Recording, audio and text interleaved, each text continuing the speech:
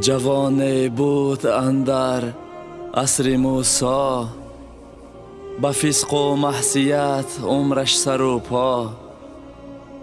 میگه جوان بود در زمان حضرت موسی علیه السلام، جوانی توبه شکن بود. هر باری که توبه میکرد توبهش رو میشکست، هر باری که گناه میکرد باز توبه میکرد، باز توبهش رو میشکست. روز از جانب الله به حضرت موسی علیه السلام وحی شد، گفت ای موسی، رو به فلان بنده مگو که من دیگه گناهی او را نمی بخشم، او توبه شکن است. حضرت موسی جویان این جوان شد، دریافت کرد در یک خانه خصب کپه زندگی می کرد، فقیرانه. نزد درش آمد و در را زد. جوان بر آمد، گفت تو کی هستی؟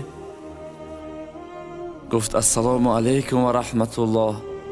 گفت و علیکم السلام. من موسی هستم، موسی کریم الله. گفت چی میخواهی؟ گفت فرمانی الله است.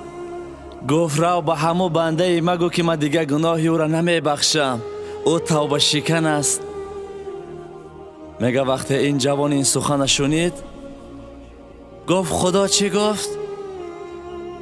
حضرت موسی گفت خدا گفت من دیگه گناهی او بنده ما نمی بخشم، او توبه شکن است. با میگه تکرار کرد، گفت خدا چی گفت؟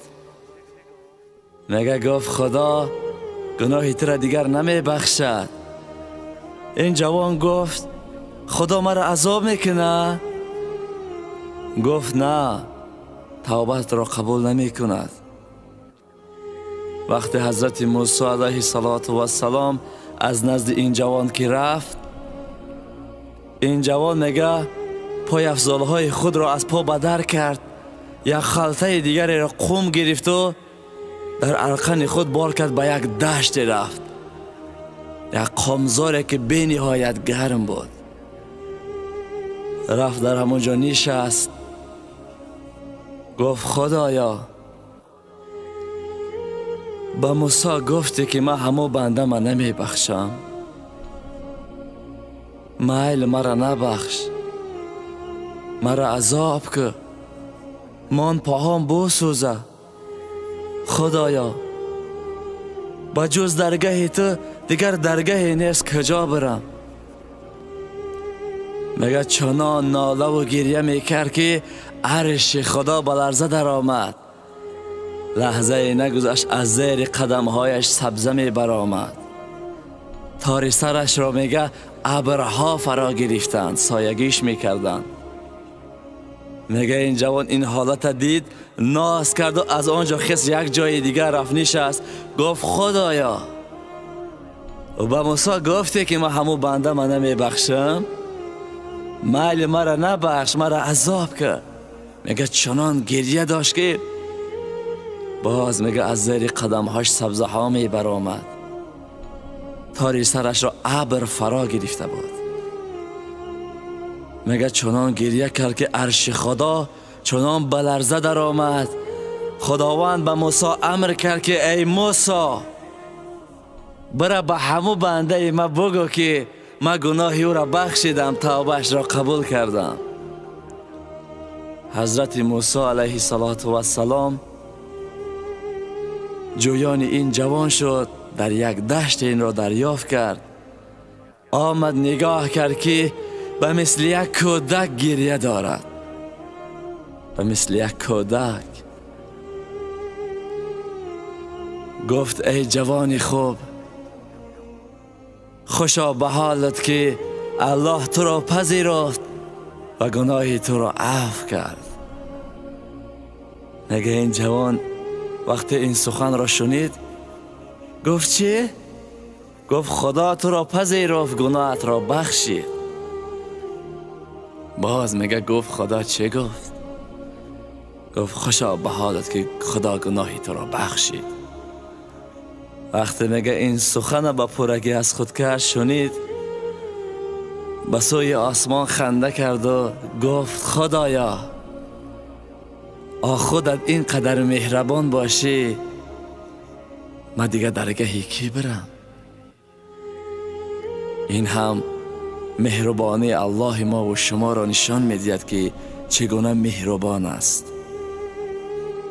ما و شما هر گناهی میکنیم، هر خطایی میکنیم، فقط توبه در درگاه الله و گریه و ناله به سوی الله بکنیم، چون که الله مهربان است. نگاه که مادر چگونه مهربان است. اگر یک خطا و گناهی کنیم، برای خطا و گناه ما را مادرمان در آتش نمی پرتاید که خداوند 1000 مراتبه از مادر مهربانتر است. چگونه ما را در آتش دوزخ می پرتاید برای این گناهایمان. حالا هم برادران عزیز، وقتی توبه است، توبه کن. باور کن زمانی می شود سخت پشیمان می شوی، عاقبت سود ندارد. مگو ای تشنه فردا آب نوشم، به پیری در ره طاعت بکوشم. میگه ای جوان نگو که من فردا پیر شدم و به طاعت و عبادت میکنم. به بوی پیری چندی نوجوانی، بیرفت به توبه از این دار فانی. به امید پیری شد، به جوانی از عالم چشم پوشید. وای بر حالمان، خوشا به حال همون شخصی که در جوانی توبه میکند و به سوی خدا باز میگردد. با شما بودیم صدای امید. در حق من دعاگو باشید. السلام علیکم و رحمت الله تعالی و برکاته.